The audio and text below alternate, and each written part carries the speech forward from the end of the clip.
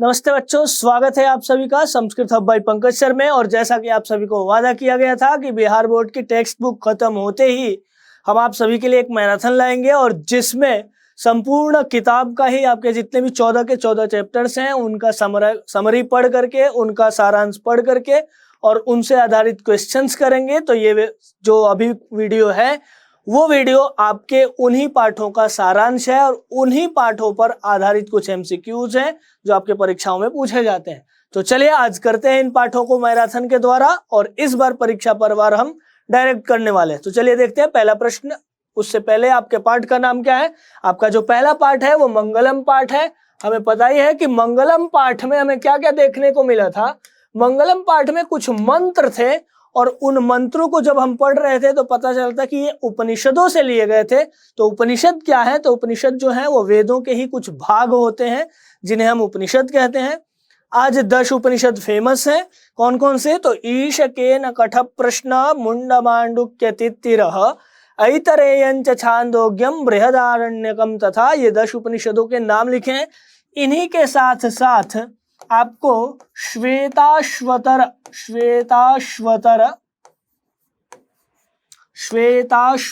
उपनिषद भी है एक, वो भी बहुत ही ज्यादा फेमस है। चलिए, और ये जो ईश उपनिषद है यही ईशावास्य उपनिषद के नाम से, ईशोपनिषद के नाम से जाना जाता है। और इस मंत्र में बहुत सारी इस पाठ में बहुत सारी बातें की गई हैं कि सत्य जो है वही जीतता है, अनृत नहीं जीतता है।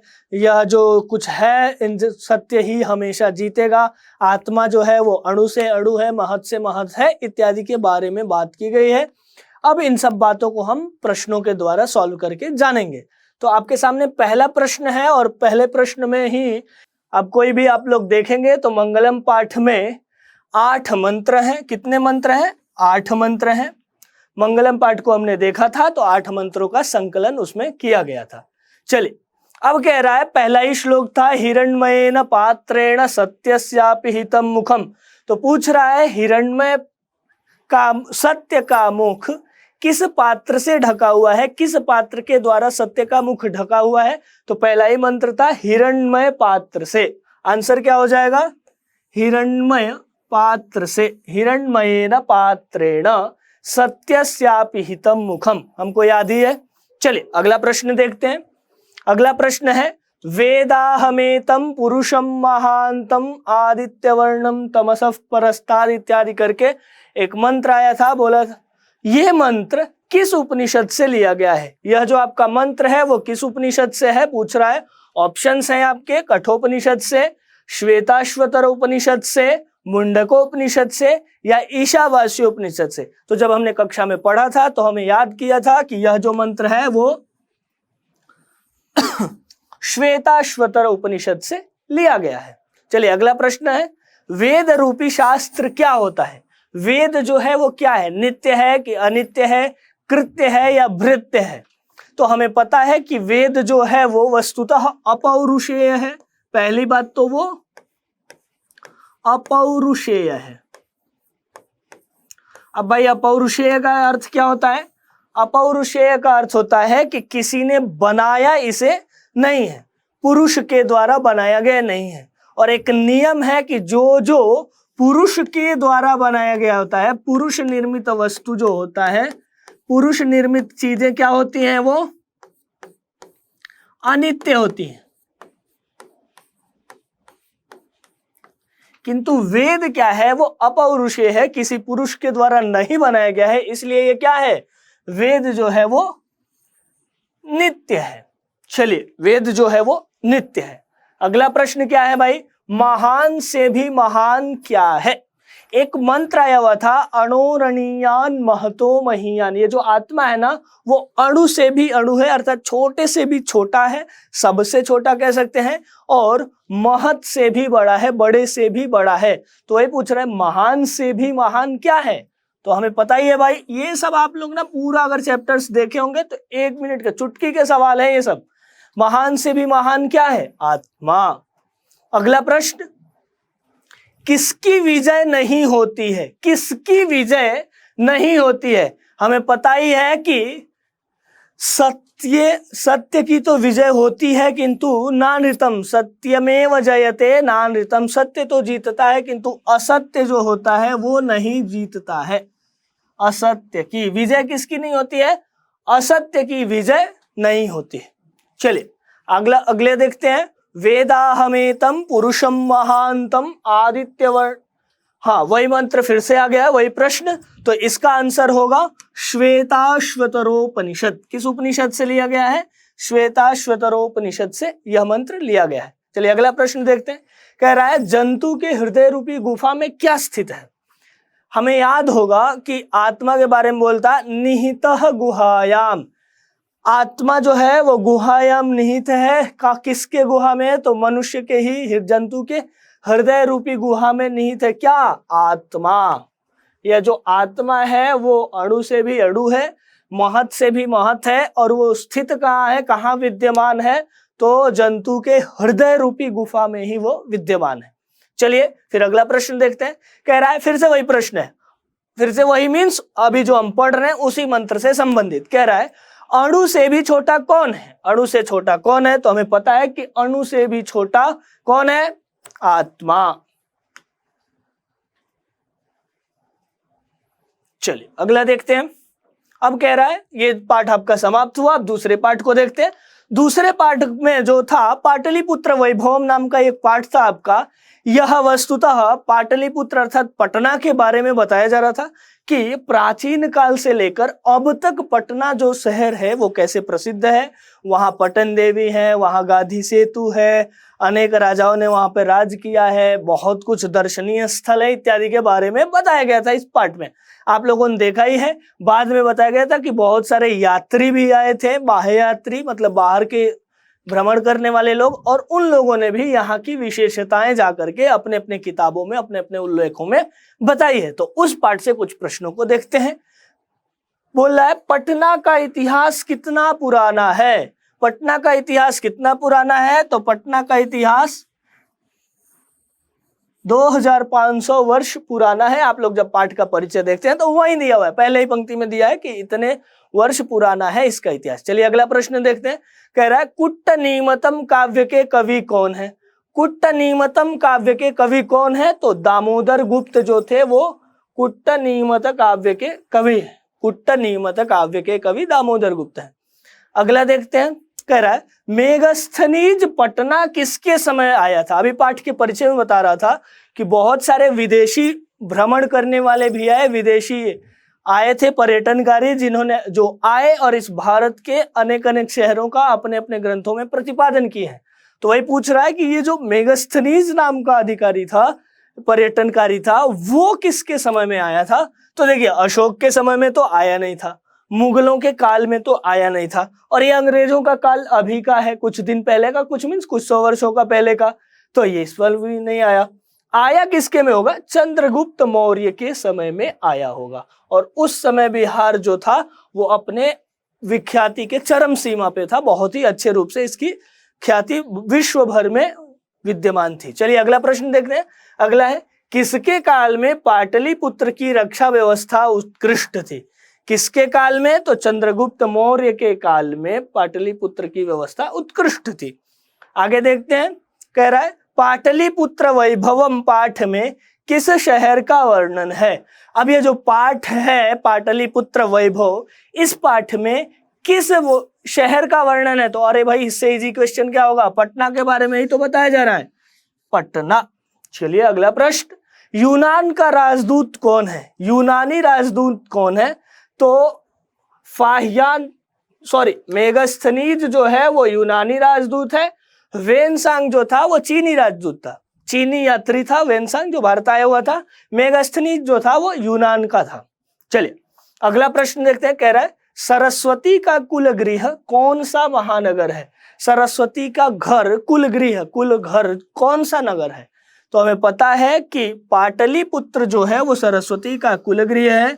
और पाटलिपुत्र में क्यों इसको बोला गया है? तो यहाँ पर पहले गुरुकुल हुआ करते थे, जो गुरुकुल बहुत ही ज्यादा प्रसिद्ध है मध्यकाल के, और यह विद्या का केंद्र माना जाता था, इसलिए सरस्वती कुलगृह भी इसको कहा जाता है। चलिए आगे कह रहा है परिभूत पुरंदर स्थानम की संज्ञा किसे दी गई है? यह एक नाम दिया गया था और यह भी पाटलिपुत्र नगर को ही दिया गया था। परिभूत पुरंदर स्थानम, इंद्र के स्थान के जैसा, जैसे इंद्र का वो क्या कहते हैं स्वर्ग है, वैसा ही हमारा ये पटना पाटलिपुत्र है। चलिए आगे कह रहा है गुरु गोविंद सिंह का जन्म कहाँ है? गुरु गोविंद सिंह का जन्म स्थल कहाँ है? हमें पता ही है कि जो गुरु गोविंद सिंह हैं सिख धर्म से संबंधित गुरु हैं, सिखों के गुरु हैं, उनका जो जन्म स्थल है वो वस्तुतः पाटलिपुत्र है, वो पटना में उत्पन्न हुए। इसीलिए वहां आज भी उनके जन्म के समय पे बहुत बड़ा ही समारोह सा उत्सव होता है।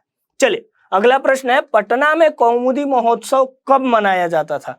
पटना में कौमुदी महोत्सव कब मनाया जाता था? तो पटना में कौमुदी महोत्सव गुप्त वंश के काल में मनाया जाता था। गुप्त वंश के काल में पटना में कौमुदी महोत्सव मनाया जाता था। और उसी पाठ में बताया कि आज भी यहाँ दशहरा इत्यादि बहुत ही अच्छे तरीके से मनाया जाता है। वहां के मेले होते हैं, गांधी मैदान इत्यादि में बहुत ही अच्छे मेले लगते हैं।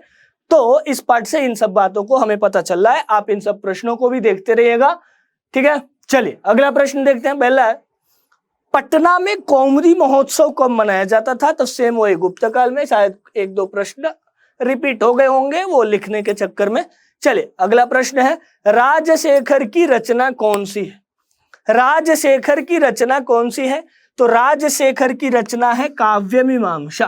काव्य मीमांसा है राजशेखर की रचना। राजशेखर की रचना कौन सी है? काव्य मीमांसा। चलिए अब कह रहा है, पाटलिपुत्र किस नदी के किनारे स्थित है? पाटलिपुत्र किस नदी के किनारे स्थित है? तो गंगा नदी के किनारे पटना स्थित है। चलिए अगला देखते हैं, एशिया का सबसे बड़ा सेतु कौन सा है? तो हम मैं पहले ही पाठ के परिचय में बता रहा था कि जब हम बात करते हैं इसकी तो पता चलता है कि गांधी सेतु जो है वो बहुत ही बड़ा सेतु है और ये गंगा नदी पर बनाया गया है। तो जब गंगा नदी पर बनाया गया और ये सब विश्व का नहीं, एशिया महादेश का सबसे बड़ा सेतु है। कौन सा सेतु? गांधी सेतु, जो पटना में स्थित है।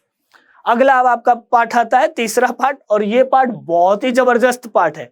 इसमें ना आलसियों के गुणों को व्यंग्य रूप में बताया गया कि भाई आलस को ना यहाँ प्रमुखता दिया गया है, लेकिन वो जो प्रमुखता है वो व्यंग के रूप में है कि कैसे एक आलसी व्यक्ति इतना आलस हो जाएगा कि वो जल रहा होगा घर में किंतु भागेगा नहीं।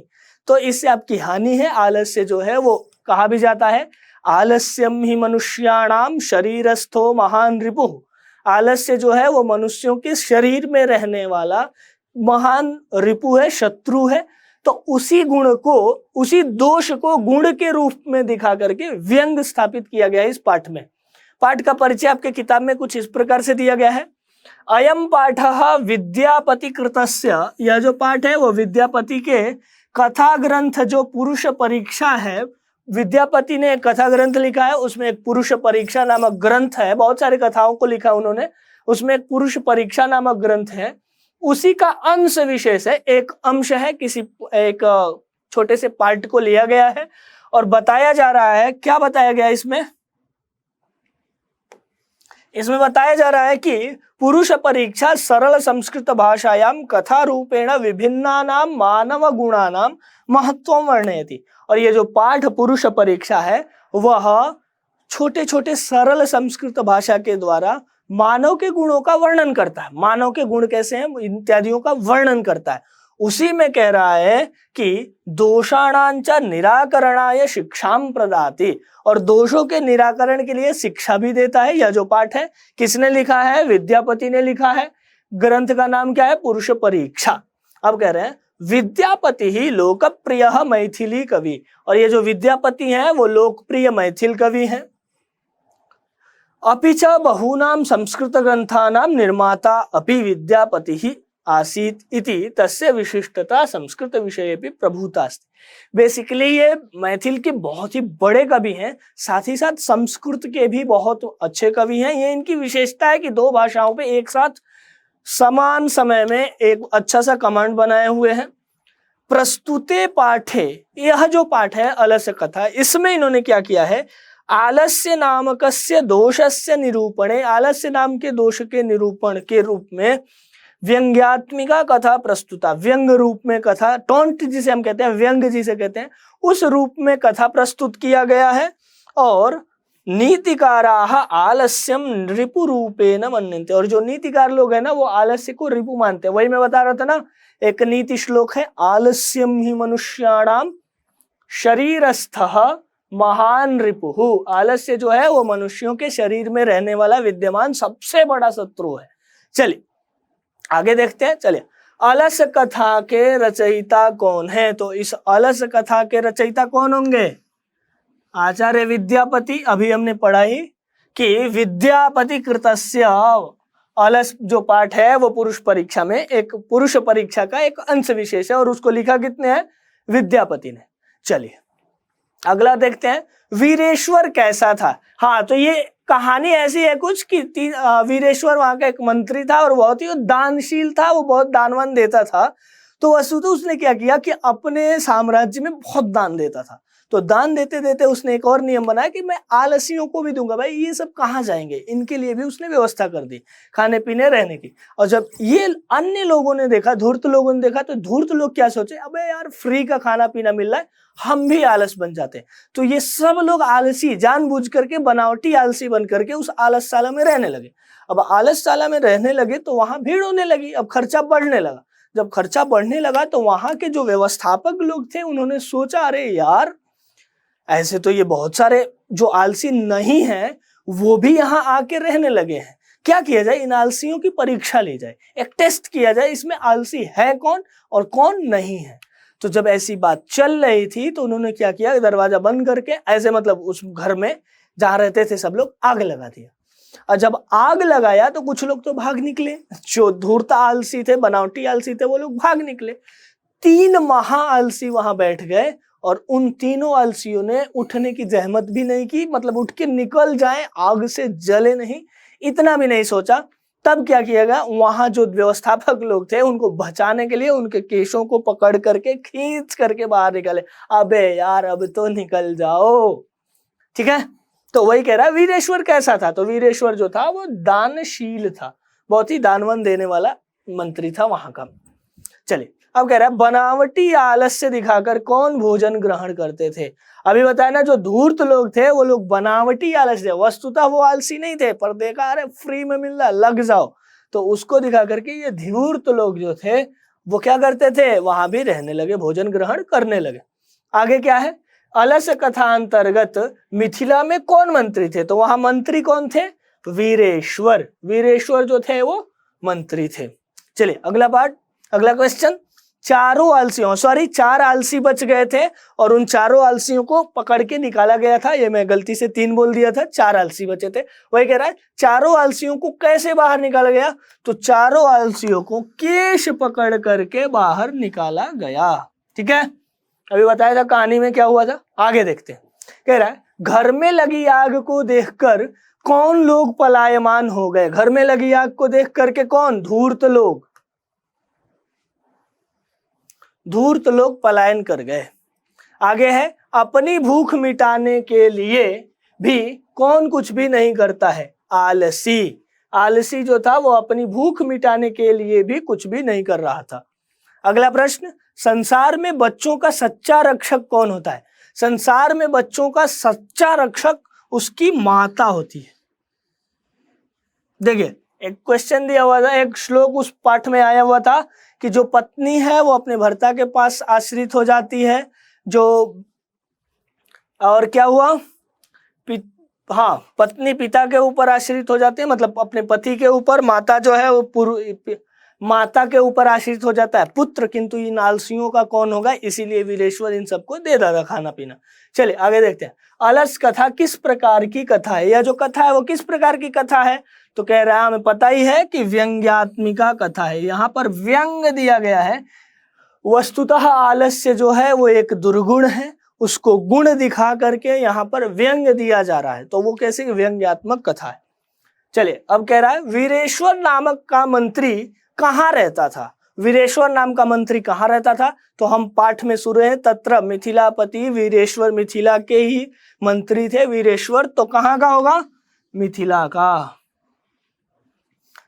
चलिए आप लोग इन पाठों को देखते रहिएगा और अपने अब जब भी अच्छा लगे इन दोस्तों को शेयर कीजिए, सबका फायदा होना चाहिए। एग्जाम आपके बहुत ही पास में है। अगला क्या है, मैथिल कोकिल के नाम से कौन प्रसिद्ध है? मैथिल कोकिल के नाम से विद्यापति प्रसिद्ध है और ये मिथिला के बहुत ही फेमस कवि हुआ करते थे। इन्होंने संस्कृत भाषा पे भी सेम कमांड बनाई थी, जैसे इनका कमांड मैथिल में था वैसा ही कमांड संस्कृत में भी था, और ये दोनों को पैरेलल रख के व्यंग्य रूप में कथाओं का वर्णन करते थे, कहीं कहीं गुणों का वर्णन करते थे, और उनका दुर्गुण है तो उनका निवारण आदि कैसे हो, इन सब का वर्णन वो किया करते थे। ठीक है, चलिए अगला प्रश्न क्या है भाई आप लोगों के सामने? अगला प्रश्न ही नहीं है, अगला तो पाठ आ गया। ये पाठ जो क्या है वो देखते हैं। अगला पाठ है, चौथा पाठ आपके सामने है, संस्कृत साहित्य लेखिका। संस्कृत साहित्य लेखिका। देखिए वस्तुतः पाठ क्यों है, कैसे है, तो आज हमारे समाज में अगर समाज को एक आप गाड़ी मान करके चलते हैं तो गाड़ी को चलने के लिए पहियों की जरूरत है, चक्रों की जरूरत है, और वो चक्के जो है तो है ना दोनों समान है, इधर का भी चक्का और इधर का भी चक्का। ऐसे ही ये जो साहित्य है वो भी एक क्या है, यान के जैसा, गाड़ी के जैसा। समाज भी गाड़ी है, यान है। ऐसे ही साहित्य जो है, लिटरेचर जो है, संस्कृत साहित्य जो है वो भी एक यान के जैसा बताया गया। और उस गाड़ी में जाने के लिए आपको क्या करना पड़ेगा? उस गाड़ी में जाने के लिए हम सभी को दोनों को बैलेंस बनाना पड़ेगा। जितना काम स्त्रियों का है उतना ही काम पुरुष का है। वही इस पाठ में दिखाया जा रहा है कि भाई जितने पुरुष लेखक थे, जितने लेखक लोग जरूरी हैं, जितने लेखकों ने यहाँ साहित्य का वर्धन किया है, उतनी ही लेखिकाओं ने भी अपना यहाँ योगदान दे करके इस संस्कृत साहित्य का संवर्धन पोषण किया है। वही कह रहा है, समाजस्य यानम पुरुषैः नारीभिश्च चलति। समाज का जो यान है वो पुरुषों और नारियों के द्वारा चलता है। साहित्ये अपि उभयोः समानम महत्वम। साहित्य में भी उभयोः, उभयोः का अर्थ क्या हो गया? दोनों का, दोनों का समान महत्व है साहित्य में भी। अब क्या कह रहा है? अधुना अभी सर्वभाषासु साहित्य रचनायाम स्त्रियोपि तत्पराः सन्ति। अभी भी सभी भाषाओं में साहित्य की रचना में स्त्रियां भी तत्पर हैं, और यशश्च लभन्ते, और यश की भी प्राप्त करती है। भाई जो भी अच्छा लिखेगा उसको यश कीर्ति मिलनी ही मिलनी है। वहां पर जेंडर बैनर नहीं होता है, जेंडर मैटर नहीं करता है। आप कौन है, अगर आपकी लेखनी अच्छी है, आप अच्छा लिखते हैं तो यश कीर्ति मिलनी निश्चित है, फिक्स है, अनिवार्य है। तो वही कह रहे, संस्कृत साहित्य प्राचीन कालादेव। संस्कृत साहित्य में प्राचीन काल से ही साहित्य समृद्धौ, साहित्य की समृद्धि में, साहित्य के संवर्धन में, साहित्य समृद्धौ योगदानम न्यूनाधिकम प्राप्यते। इन महिलाओं का योगदान, लेखिकाओं का योगदान न्यून या अधिक, कम या ज्यादा प्राप्त होता ही है।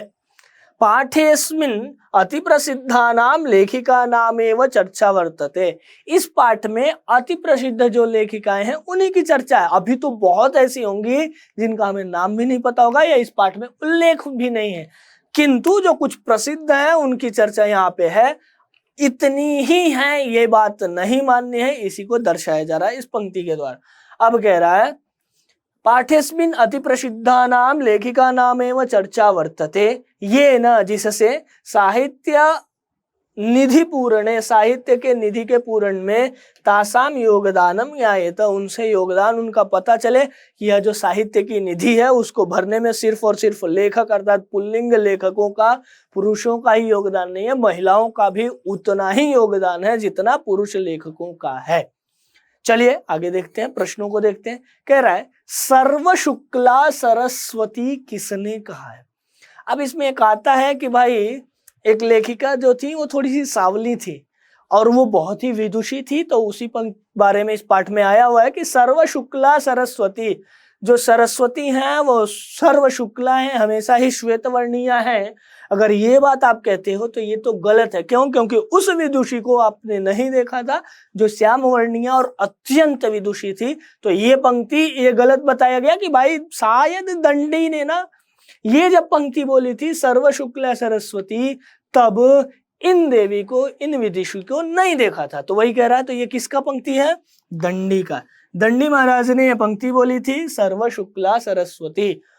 चलिए तो पता चल गया दंडी की ये पंक्ति है। आगे, ऋग्वेद में कितनी महिला ऋषिकाओं का वर्णन है? ऋग्वेद में कितनी महिला ऋषिकाओं का, देखिए ऋषि होते हैं पुल्लिंग में और ऋषिका बोलते हैं हम स्त्रीलिंग में। तो ऋग्वेद का जब इस पाठ का जब वर्णन किया गया है तो यहीं से नहीं अपितु वैदिक काल से लेकर के आज के प्राचीन काल तक के 1900 अंतिम 2000 के आसपास तक के काल का वर्णन इसमें दिखाया जा रहा है। अभी जो पुष्पा दीक्षिता माता जी हैं उनसे हम लोग भी पढ़े हुए हैं, उनका भी उस पाठ में वर्णन है कि अभी ये लोग भी लिख रही हैं। तो वेद काल से लेकर के आज के वर्तमान तक का वर्णन किया गया है। तो उसमें ऋग्वेद की कितनी महिला ऋषिकाएं थी इनका वर्णन है, तो ऋग्वेद में 24 ऋषिकाओं का वर्णन प्राप्त होता है कि ऋग्वेद में 24 ऋषिकाएं थी जिन्होंने मंत्र आदि का दर्शन किया हुआ है। चलिए अगला प्रश्न देखते हैं। कह रहा है जनक की सभा में शास्त्रार्थ कुशला कौन थी? जनक की सभा में शास्त्रार्थ कुशला कौन थी? तो जनक की सभा में शास्त्रार्थ कुशला जो थी वो गार्गी थी और इन्हीं का एक नाम है वाचक्नवी। ठीक है, जनक की सभा में शास्त्रार्थ कुशला थी गार्गी और इन्हीं का नाम है वाचक्नवी। तो कभी पूछ ले वाचक्नवी किसका अपर नाम है तो आप लोग क्या कहेंगे? गार्गी का। और गार्गी किसकी सभा में थी? तो जनक की सभा में थी।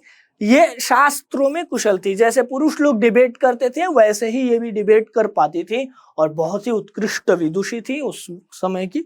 अगला प्रश्न है, अथर्ववेद में कितनी मंत्र दर्शनवती ऋषिकाओं का उल्लेख है? तो आप लोग याद रखिएगा कि ऋग्वेद में तो भाई 24,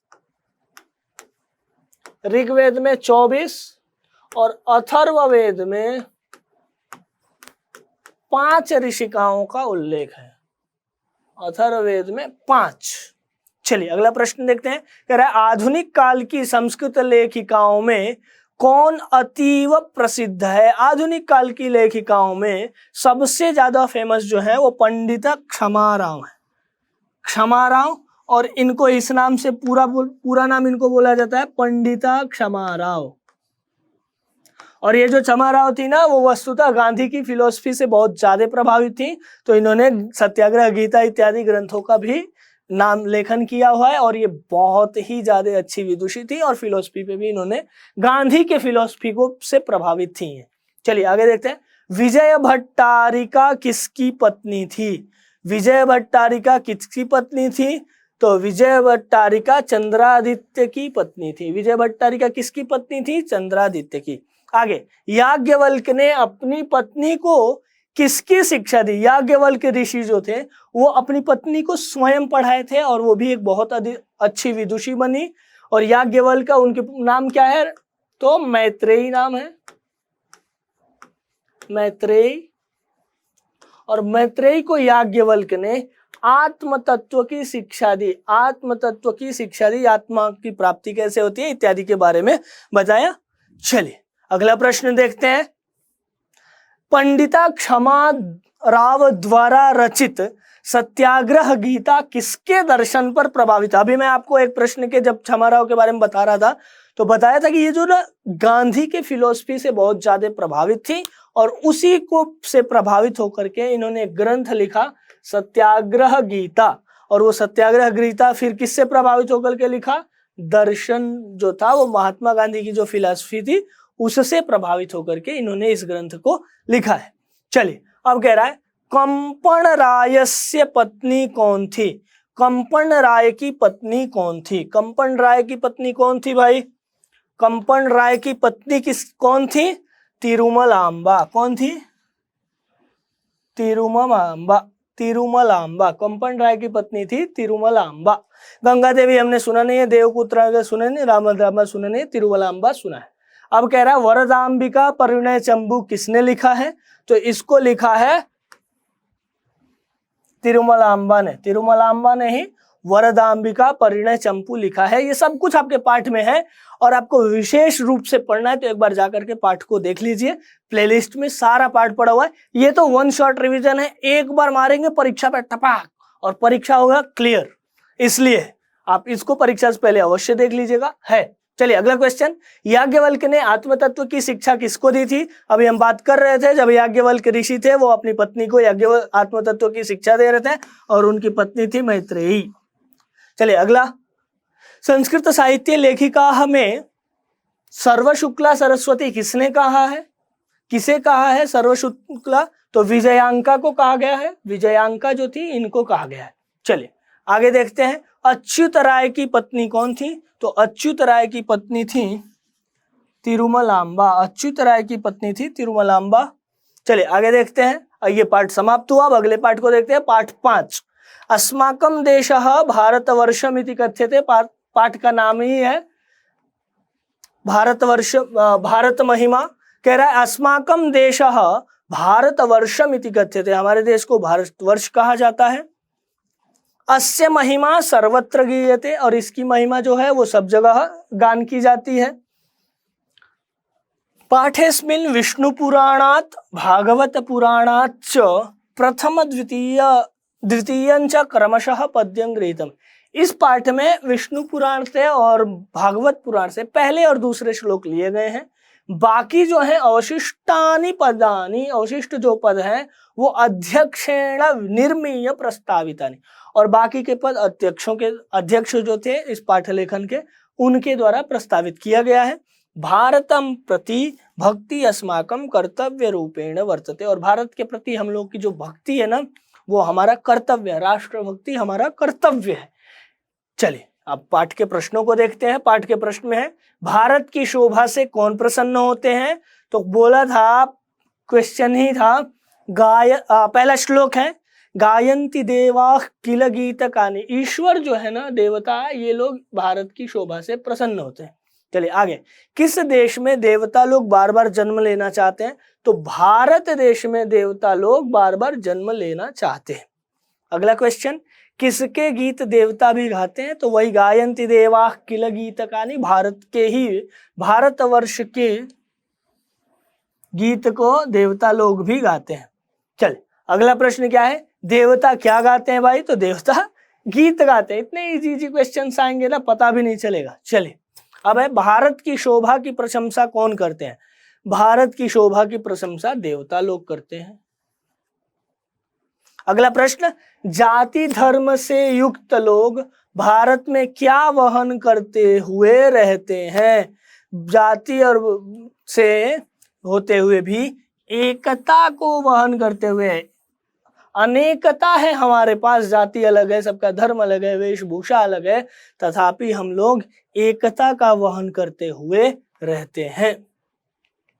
वो पुराण के रचनाकार कौन है? तो पुराण के रचनाकार वेदव्यास हैं। चलिए अब है, जगत का गौरव कैसा है? तो जगत का गौरव जो है वो अत्यंत ही शोभनीय है। कैसा है जगत का गौरव? जगत का गौरव अत्यंत ही शोभनीय है। आगे, भारत महिमा का आधुनिक पद किसने रचा है? भारत महिमा के, देखिए पहले ही पाठ के परिचय में बताया गया कि शुरू के जो 2 पद है, पहले और दूसरे, वो तो विष्णु पुराण और महाभारत से लिए गए। बाकी जो पद थे, अन्य जो आधुनिक पद हैं, वो किससे लिया गया है? तो वो सब कुछ अध्यक्ष के द्वारा बनाया गया, तो अध्यक्ष ने लिखा हुआ है भाई। चलिए अगला प्रश्न क्या है? ये कुछ पाठ समाप्त हुआ। अब अगले पाठ पे चलते हैं। अगला पाठ है आपका, भारतीय संस्कृते है अन्यतमं वैशिष्ट्यं विद्यते यत् जीवने इह, जीवन में यहाँ समये समये संस्काराः अनुष्ठिताः भवन्ति। समय समय पर संस्कार जो है वो संस्कार किए जाते हैं, अनुष्ठित होते हैं। अद्य संस्कार शब्द सीमितो व्यंग रूप। आज जो संस्कार है ना वो शब्द सीमित है और वो व्यंग्य रूप में। अरे भाई बहुत संस्कारी बन रहे हो, इसका क्या मतलब है? व्यंग दे रहा है अगला। तो ये जो शब्द है वो बहुत ही सीमित हो गया है और व्यंग्य रूप, व्यंग्य रूप में प्रयोग में आता है। किंतु संस्कृते रूपकरणमिदं भारतस्य व्यक्तित्वं रचयति, और संस्कृत में इसका जो वर्णन इत्यादि है वो भारत के व्यक्तित्व को दर्शाता है। संस्कार जो है वो अत्यंत ही उपयोगी है। विदेशे निवसन्तु भारतीयाः संस्कारान् प्रति उन्मुखाः जिज्ञासवश्च। जो एनआरआई लोग हैं, विदेश में जो भारतीय लोग रहते हैं, वो इन संस्कारों के प्रति बहुत ही ज्यादा जागरूक हैं और क्या इंटरेस्टेड दिखाई देते हैं। वो लोग समय समय पर अपने यहाँ आते हैं और जितने भी संस्कार इत्यादि होते हैं उनका अनुष्ठान करके जाते हैं। वही कह रहा है पाठेस्मिन् तेषां संस्काराणां संक्षिप्तः परिचयः महत्वञ्च निरूपितम्। और इस पाठ में उन संस्कारों का संक्षिप्त में क्या किया गया, वर्णन किया गया और महत्वों को बताया गया। चलिए अब इस पाठ के प्रश्नों को देखते हैं। इस पाठ में गोदान किस संस्कार का मुख्य कर्म है?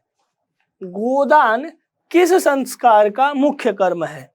तो भाई हमें पता ही है कि समावर्तन संस्कार जब होता है तो गोदान दिया जाता है। और ये समावर्तन संस्कार कब होता है? जब आप गुरुकुल से उपनयन के बाद गुरुकुल में अध्ययन करके जब वापस आ रहे होते हैं गुरुकुल की शिक्षा समाप्त करके, तो समावर्तन संस्कार होता है और उस संस्कार में क्या किया जाता है? गोदान दिया जाता है। चलिए अगले प्रश्न को देखते हैं। अगला प्रश्न है साहित्य ग्रंथों में केशांत संस्कार का नामांतर क्या है? साहित्य में केशांत संस्कार का नामांतर क्या है भाई? तो वही गोदान ही उसका अपर नाम है। चलिए संस्कार कितने होते हैं? तो हमें पता ही है 16 संस्कार, ये बहुत ही फेमस है। 16 संस्कार होते हैं। हाँ अब देखिए, इसको क्वेश्चन को करने से पहले कुछ ऊपर महत्वपूर्ण बिंदु है, देख लेते हैं। संस्काराः प्रायेण पंचविधाः। संस्कार जो है वो प्राय 5 प्रकार के होते हैं। किस किस प्रकार से भाई?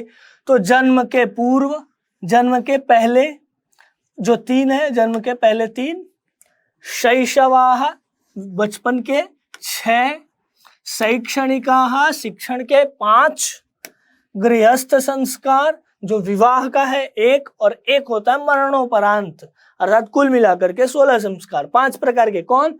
जन्म से पहले, जन्म के बाद 2 हो गए, जन्म के बाद शिक्षा 3, गृहस्थ 4 और मरणोत्तर वाला हो गया 5। ये 5 प्रकार के संस्कार हैं जिनमें जन्म से पहले 3 संस्कार होते हैं, शिक्षा के 6 संस्कार हैं, गृहस्थ का 1 संस्कार है और मरणोत्तर वाला भी 1 है।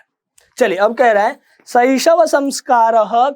शैशव संस्कार कितने हैं? तो हमने पढ़ा ही था, शैशव के संस्कार जो हैं वो 6 जो हैं वो शैशव के संस्कार हैं, बचपन में किए जाते हैं। अंत्येष्टि संस्कार कब होता है? अंत्येष्टि संस्कार तब होता है जब भगवान के हमारा अकाउंट क्लोज किया जाता है, अर्थात मरने के बाद। मरणोत्तर का संस्कार है अंत्येष्टि संस्कार। चलिए अगले प्रश्न को देखते हैं। कह रहा है पाणी ग्रहण संस्कार, पाणी ग्रहण किस संस्कार में होता है? पाणी ग्रहण किस संस्कार में होता है? पाणी ग्रहण संस्कार जो है वह विवाह के समय पर होता है, विवाह संस्कार में होता है। पाणी ग्रहण जो है वह विवाह संस्कार के अंतर्गत होता है। अगला प्रश्न है जन्म के पूर्व के संस्कार कितने हैं? तो अभी हमने यहाँ देखा था कि जन्म के पहले 3, शैशव के 6, शैक्षणिक 5, गृहस्थों के लिए 1, मतलब गृहस्थाश्रम में प्रवेश के लिए 1 और मरणोत्तर 1। तो जन्म के पूर्व जो हैं वो कितने हो जाएंगे? 3। आगे प्राचीन काल में शिष्य को क्या कहते थे? तो प्राचीन काल में शिष्य को ब्रह्मचारी कहते थे। आप अंतेवासी का भी वही अर्थ होता है। चलिए आगे देखते हैं। विवाह संस्कार के अंतर्गत क्या नहीं आता है? विवाह संस्कार के अंतर्गत देखिए, विवाह संस्कार में वागदान भी होता है, कन्यादान भी होता है, सिंदूरदान भी होता है, किंतु गोदान नहीं होता है। तो ये सही है, बाकी ये तीनों तो विवाह संस्कार के अंतर्गत आते हैं। आगे देखते हैं। अब कह रहा है अंतिम शिक्षा संस्कार का नाम क्या है? अंतिम शिक्षा संस्कार का नाम है समावर्तन। समारोह, अक्षरारंभ शुरू होता है, उपनयन होता है, वेदारंभ होता है, उसके बाद आदमी क्या करता है? केशांत वगैरह करा करके, और लास्ट जो होता है वो समावर्तन है। चलिए अब कह रहा है कन्यादान किस संस्कार में होता है? कन्यादान किस संस्कार में होता है? हम सबको पता है कन्यादान करने के लिए हमारे घर वाले बहुत, अगर हमारे घर पे कोई लड़की है तो हमारे माँ बाप को सब कुछ टेंशन रहता है कि हमें कन्यादान करना है, तो उसका अर्थ क्या हुआ? विवाह संस्कार में कन्यादान होता है। चलिए अगला प्रश्न, सीमंतोन्नयन किस प्रकार का संस्कार है? सीमंतोन्नयन, सीमंतोन्नयन जो है वो वस्तुतः जन्म से पूर्व का संस्कार है। गर्भाधान, सीमंतोन्नयन, पुंसमनम, ये तीनों जन्म से पूर्व के संस्कार हैं। अगला देखते हैं, अक्षर आरंभ करना किस संस्कार के अंतर्गत आता है? तो अक्षरारंभ जो है वो शिक्षा संस्कार के अंतर्गत आता है, शिक्षा के संस्कार के अंतर्गत आता है। चलिए आगे देखते हैं, कौन सा ऐसा शब्द है जो सीमित है और व्यंग्य रूप में व्यवहार में आता है? कौन शब्द सीमित व्यंग्य रूप में व्यवहार होता है? तो हमें पता है कि संस्कार जो अभी शब्द है उसको सीमित रूप में और व्यंग्य रूप में लोग प्रयोग में लाते हैं। हालांकि संस्कार का अर्थ होता ही है कि आपके अंदर जो दोष हैं उनको हटाया जाए, अपनयन किया जाए और गुणों का आधान किया जाए, गुणों को आपके अंदर आवाहित किया जाए, अंदर आपके ले आया जाए, उसे ही हम कहते हैं संस्कार। संस्कार का अर्थ ही होता है सम्यक करोति, जिसके द्वारा आपको अच्छा किया जाए, शुद्ध किया जाए, परिष्कृत किया जाए, वो सब कुछ संस्कार कहलाता है। ऐसी ही शुद्ध संस्कृत और परिष्कृत भाषा को नाम दिया गया है संस्कृत।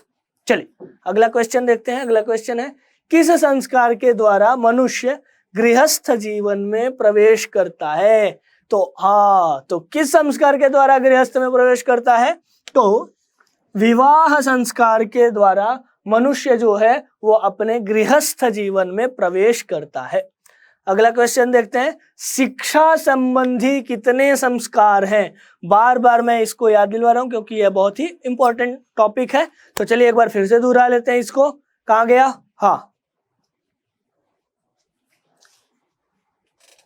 ये देखिए यही था कि जन्म के पहले 3, शैशव के 6, शैक्षणिक के 5। तो आप लोग याद रखिएगा,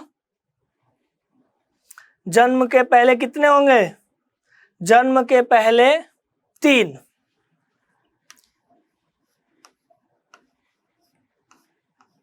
जन्म के पहले 3, जन्म के बाद अर्थात शैशव में 6, शैक्षणिक के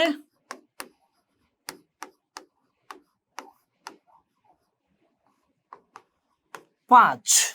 तो यहां आंसर क्या होगा? 5, शैक्षणिक के 5। चलिए आगे देखते हैं, संस्कारों का मौलिक अर्थ क्या है? संस्कारों का मौलिक अर्थ क्या है? तो अभी हम बात कर रहे थे कि संस्कारों का मौलिक अर्थ क्या हो सकता है। तो संस्कार का अर्थ ही होता है कि तो दोष दूर होते हैं तथा गुणों का निर्माण होता है। आपके अंदर से दोषों को हटाया जाता है और गुणों का आधान किया जाता है, इसे ही हम संस्कार कहते हैं। अब अगला पाठ है पाठ 7 और 7वें पाठ का नाम है नीति श्लोका। इसमें अनेक प्रकार के श्लोक दिए गए हैं जो हमको नीतियों की बात बताएंगे। नीति श्लोका, नीति श्लोका, नीतियों के श्लोक को नीति श्लोक बोलते हैं।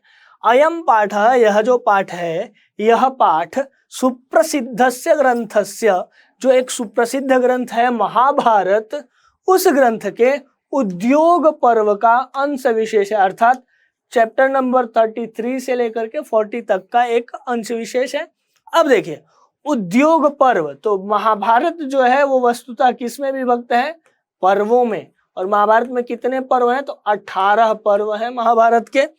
किसी को भी अगर नाम याद हो ना तो आप लोग कमेंट बॉक्स में जरूर बताइएगा, और नहीं याद है तो ढूंढिए और एक बार याद कीजिए 18 पर्वों को। ऐसे ही रामायण के 7 कांडों के भी नाम याद कीजिए। ये सब कुछ थोड़े विशेष ज्ञान है रहता है, तो आप कहीं भी ऐसी बातें होती है तो आप बता सकते हैं। जैसे मुझे याद है, हम कह सकते हैं आदि सभा, वन विराट, उद्योग, भीष्म, द्रोण, कर्ण, शल्य, सौप्तिक, स्त्री, शांति, अनुशासन, ऐसे करके क्या किया गया?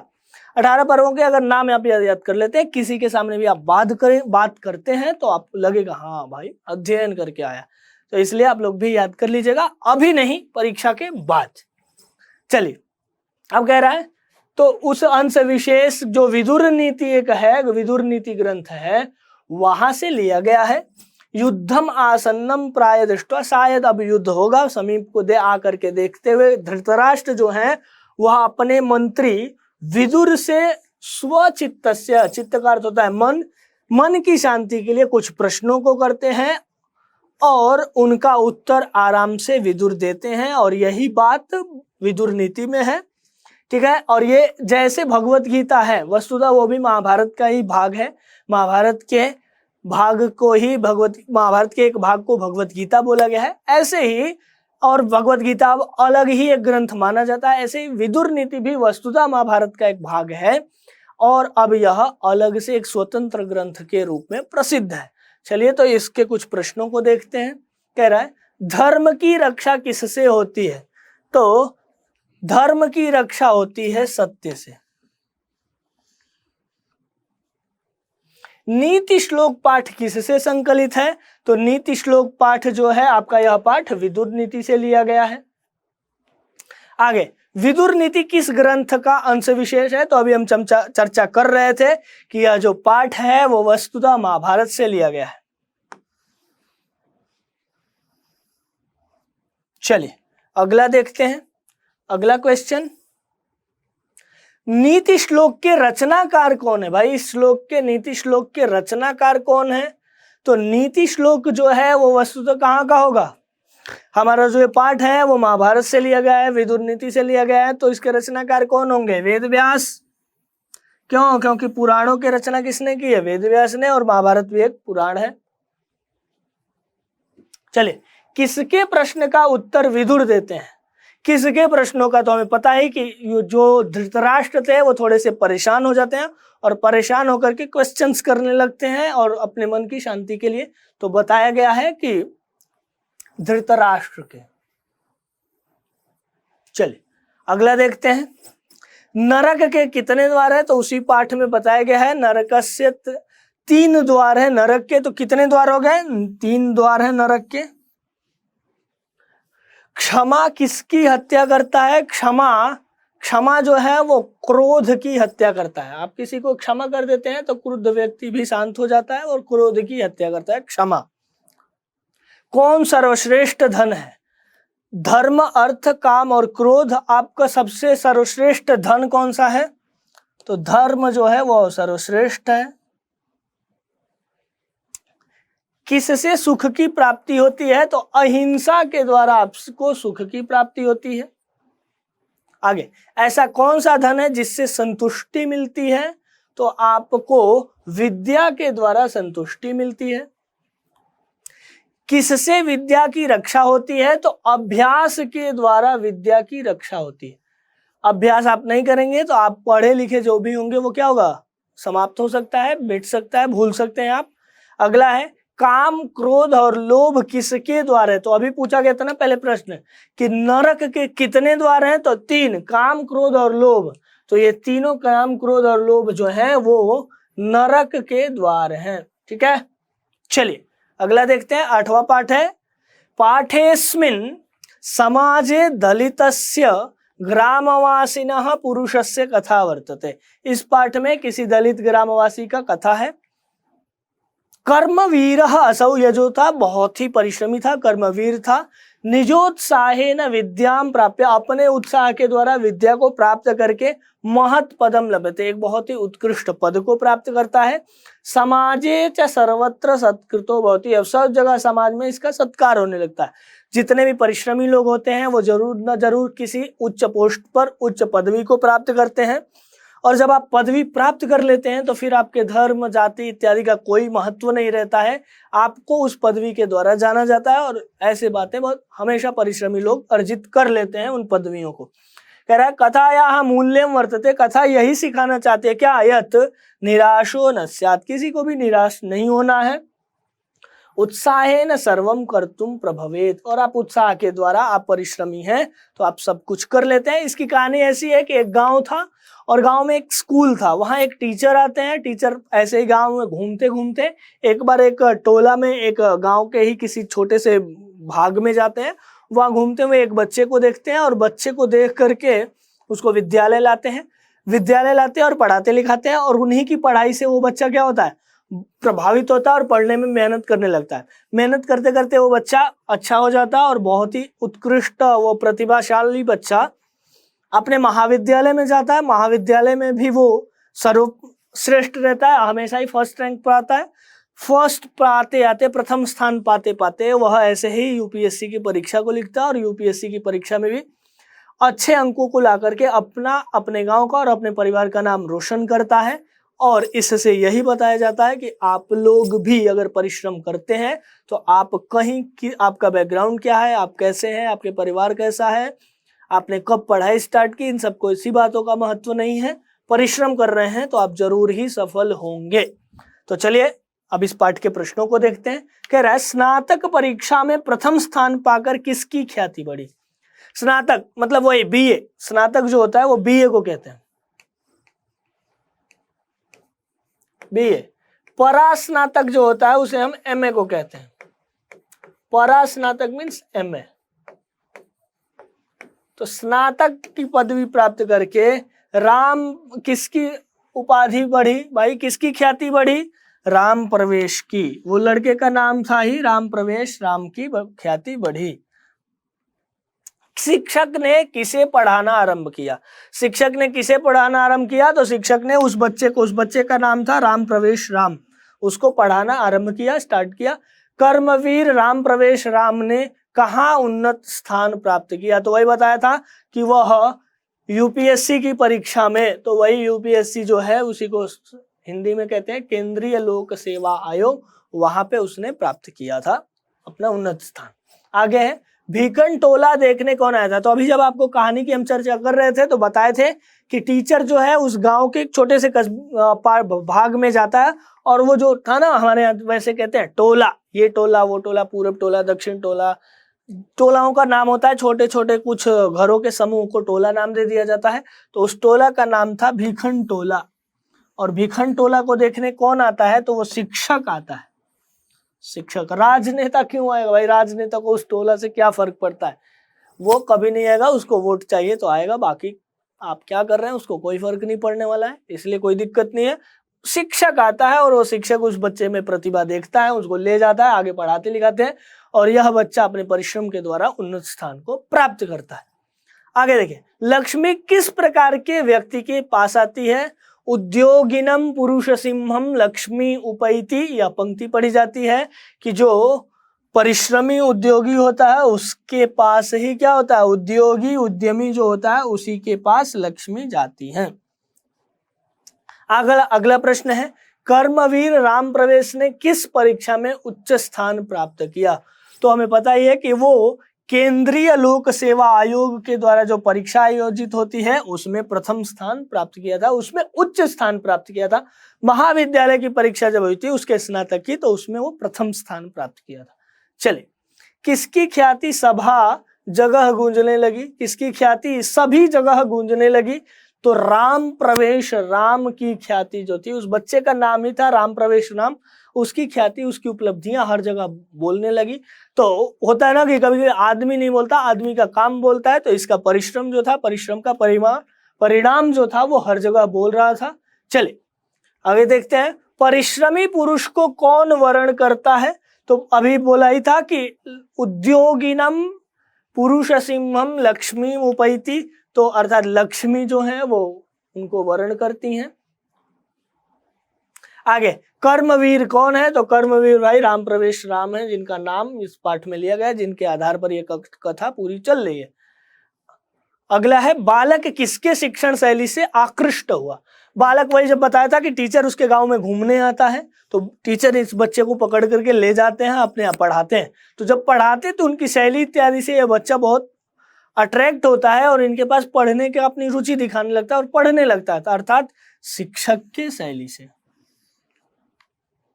चलिए, अगला पाठ जो है वो 9वां पाठ है। हम 8 पाठों को देख चुके हैं, यह 9वां पाठ है। चलिए देखते हैं। कह रहा है आधुनिक भारते समाजस्य शिक्षायाश्च महान उद्धारकः स्वामी दयानंदः। यह पाठ जी है स्वामी दयानंद के बारे में है, दयानंद के बारे में है। इस पाठ के बारे में देखते हैं क्या क्या है। आधुनिक भारते समाजस्य शिक्षायाश्च महान उद्धारकः स्वामी दयानंदः आर्य समाज नामक संस्थायाः स्थापनेन एतस्य प्रभूतम योगदानम भारतीय समाजे गृह्यते।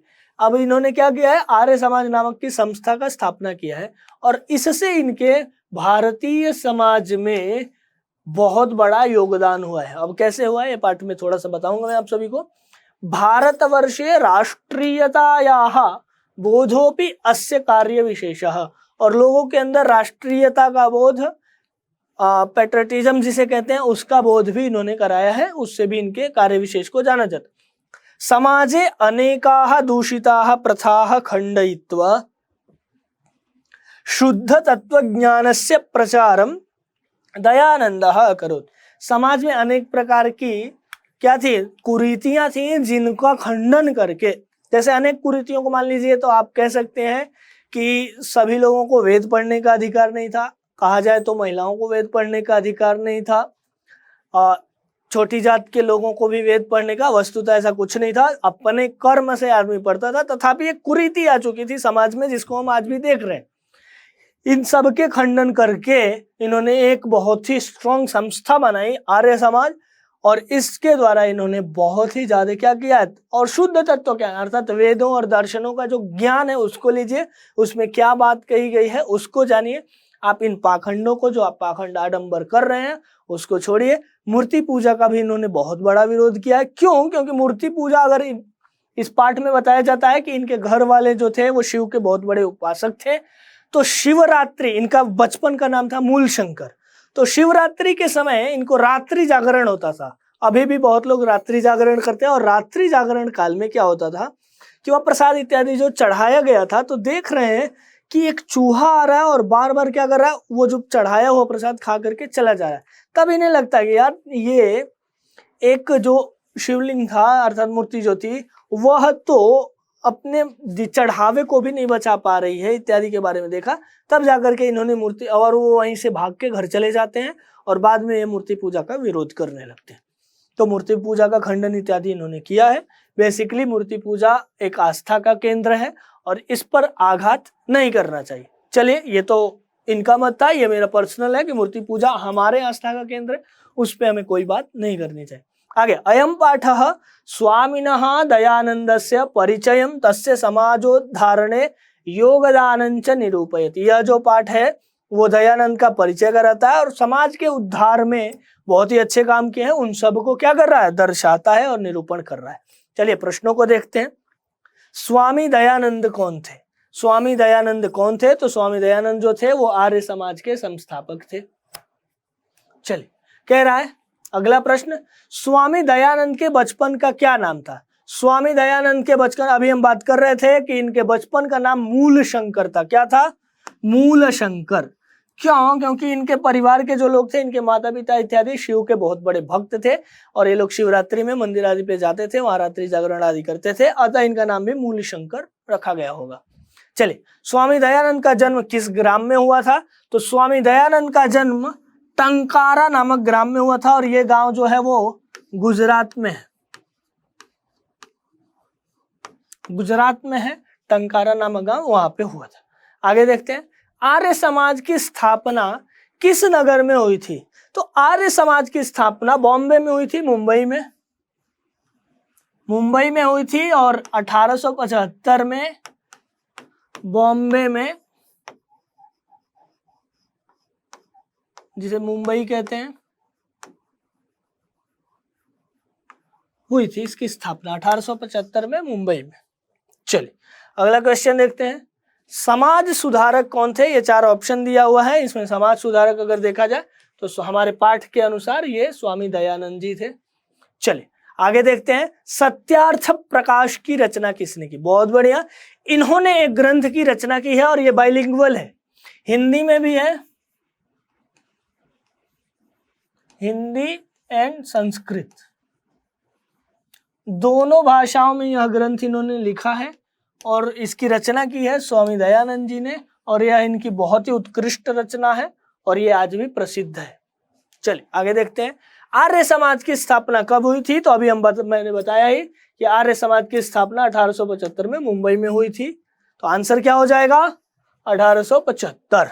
चलिए आगे देखते हैं, मूल शंकर किनका नाम था? मूल शंकर किसका नाम था? तो कहा जाए तो मूल शंकर जो था वो स्वामी दयानंद का ही नाम था। चलिए आगे देखते हैं, स्वामी दयानंद, ये गलती हो गई थोड़ी सी, दयानंद ऐसे लिखेगा, टाइपिंग मिस्टेक है, कोई दिक्कत नहीं। स्वामी दयानंद का जन्म कब हुआ?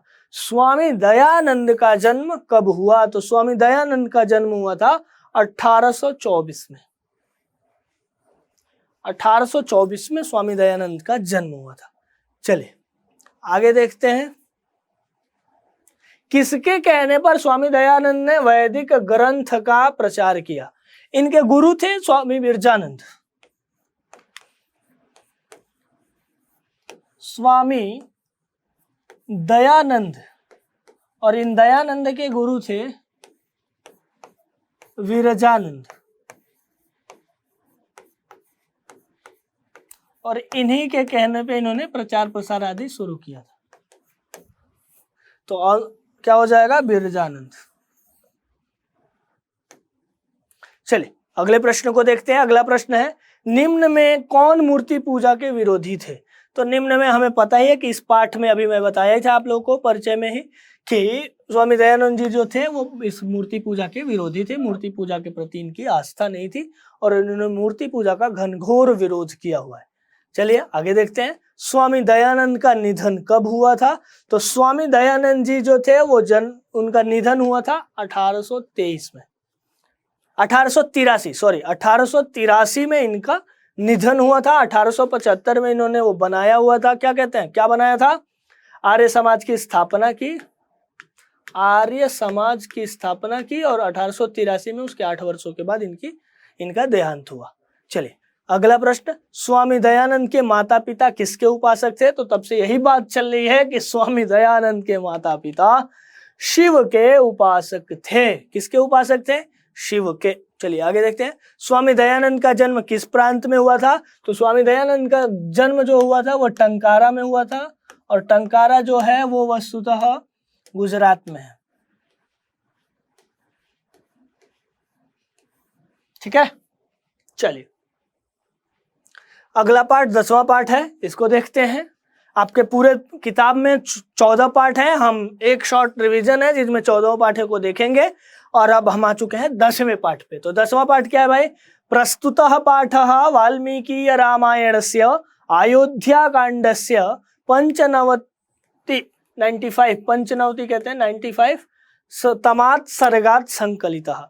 यह जो पाठ है ये वाल्मीकि रामायण से लिया गया है, और वाल्मीकि रामायण के भी कहां से? तो अयोध्या कांड से। रामायण जो है वो वाल्मीकि ने लिखा है, और वाल्मीकि ने 7 कांडों में लिखा है।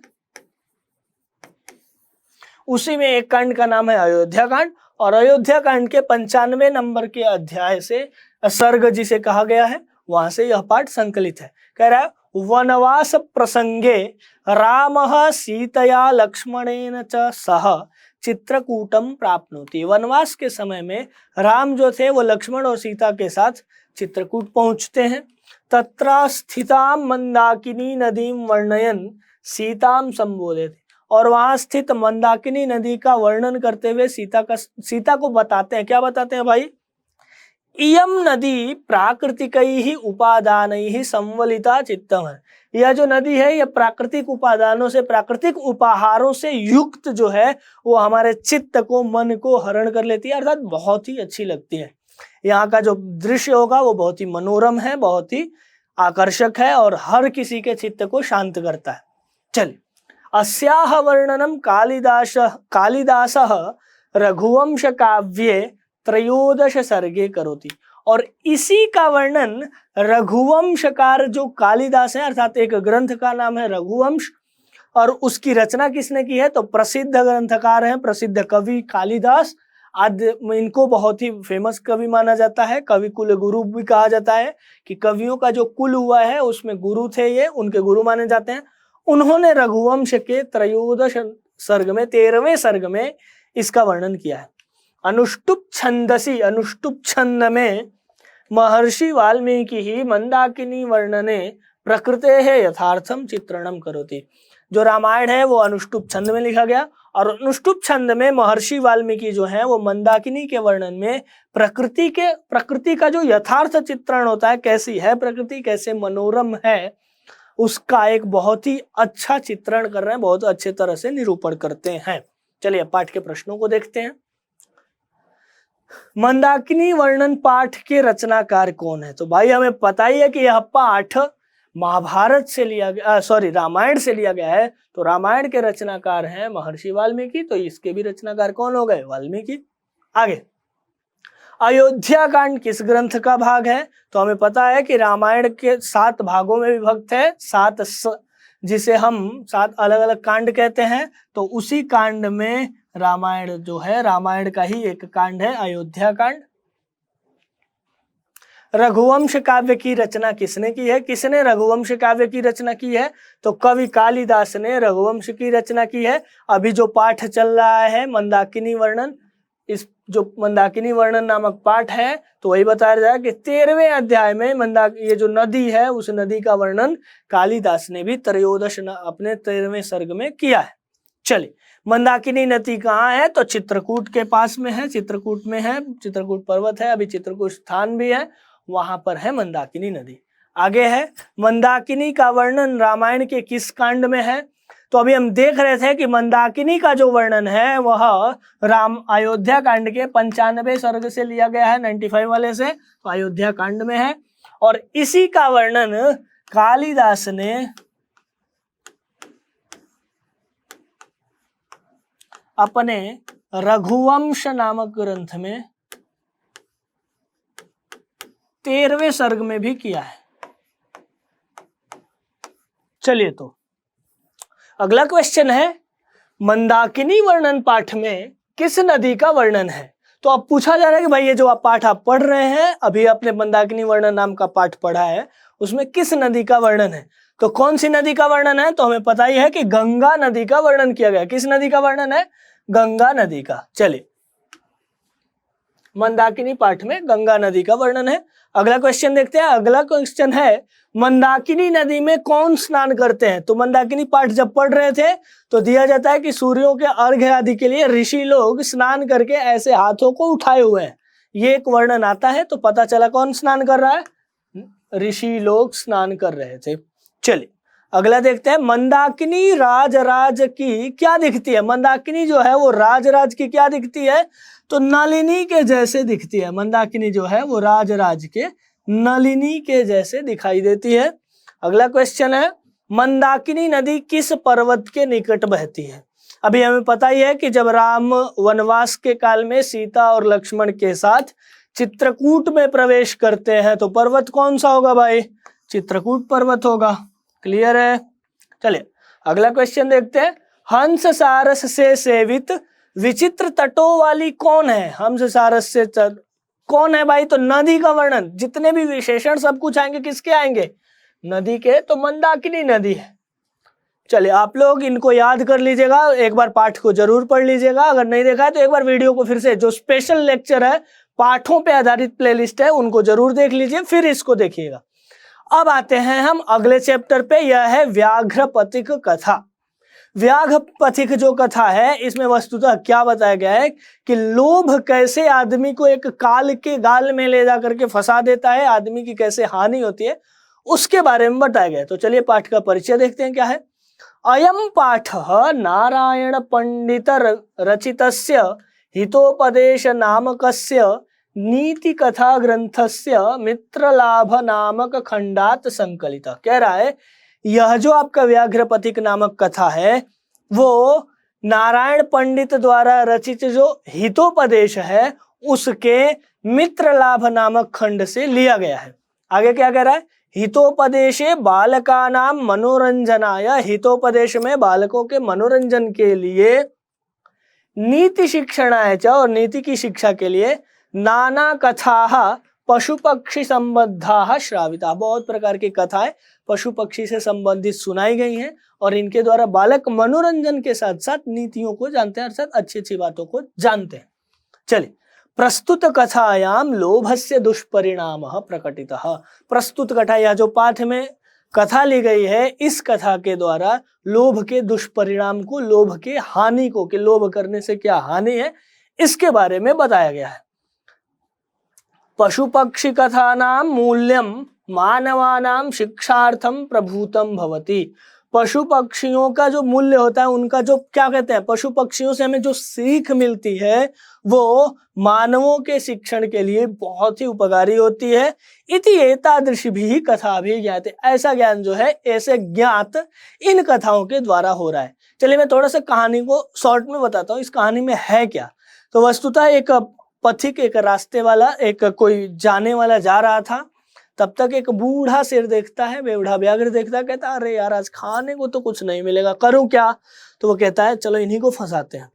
कहता है अरे अरे अरे कहाँ जा रहे हैं आप, ये लो सुवर्ण कंकड़ देने वाला हूं मैं, गो सोने का मैं कंकड़ देने वाला हूं, आप लोगों को कड़ा देने वाला हूं आपको।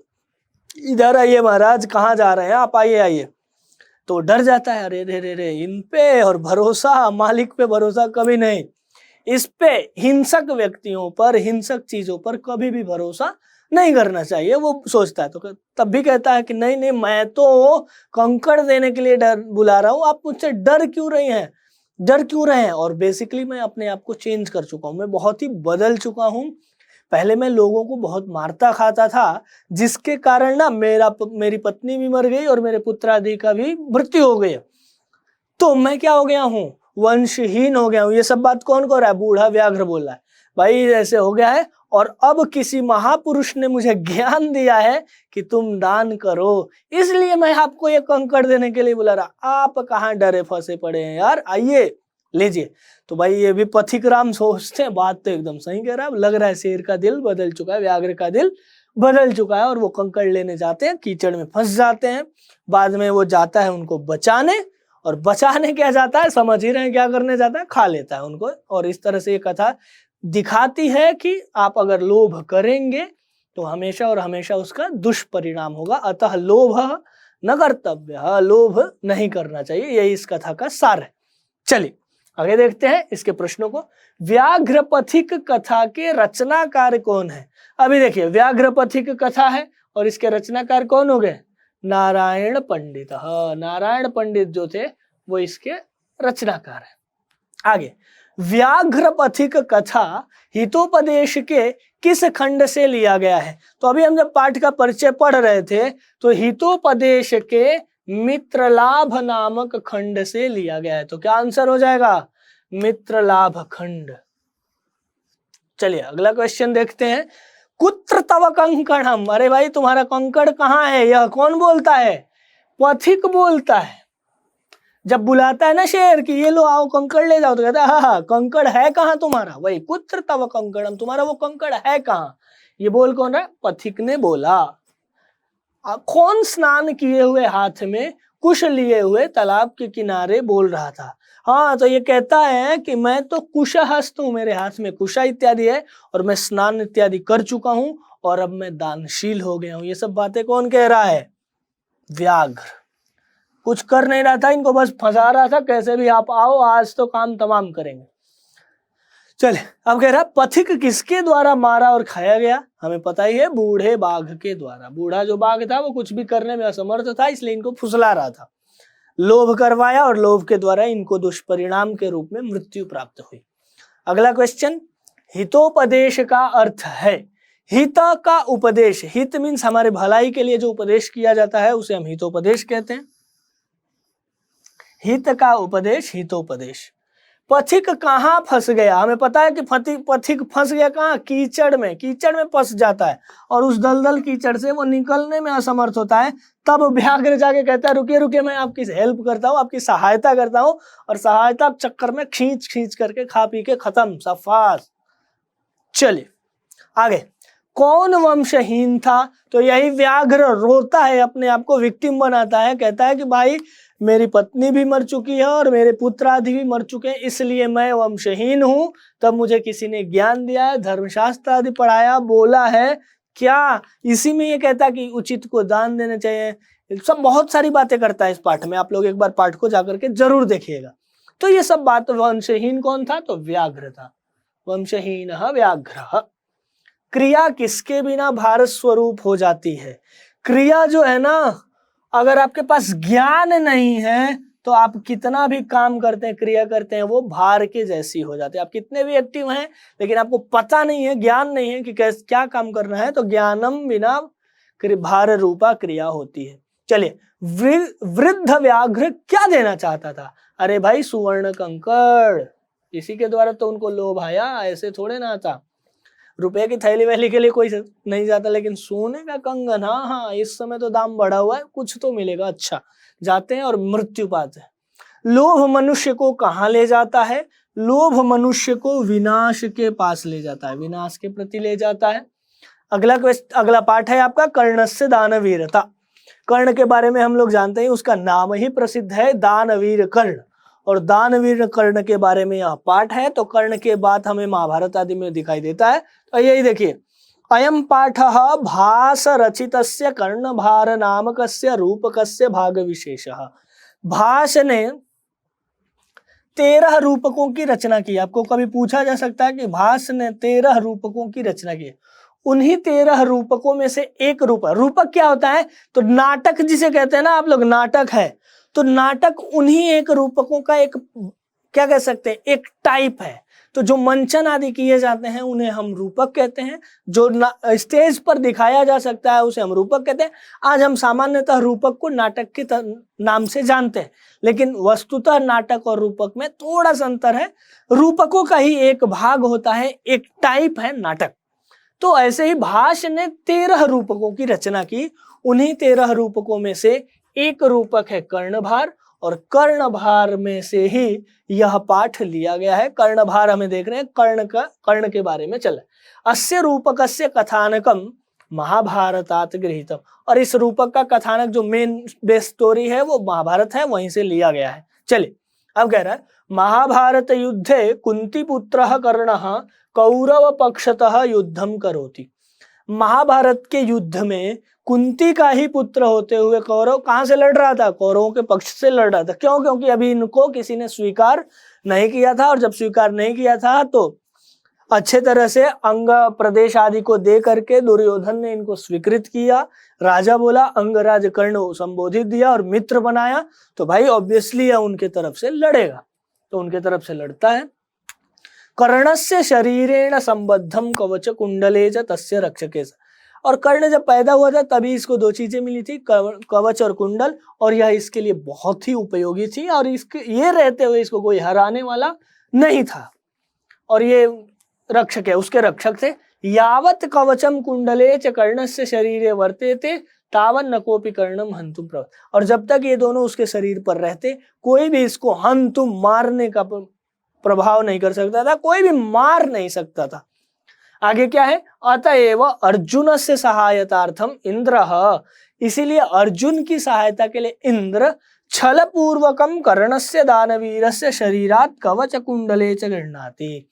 छल पूर्वक इंद्र जो है वो अर्जुन की सहायता के लिए, कि अर्जुन कर्ण को मार दे, युद्ध में पराजय करा दे, इसके लिए वो छल पूर्वक उससे ले लेते हैं। आगे, कर्ण समोदम अंगभूतम कवचम कुंडले च ददाति। कर्ण खुशी पूर्वक वो दे देता है।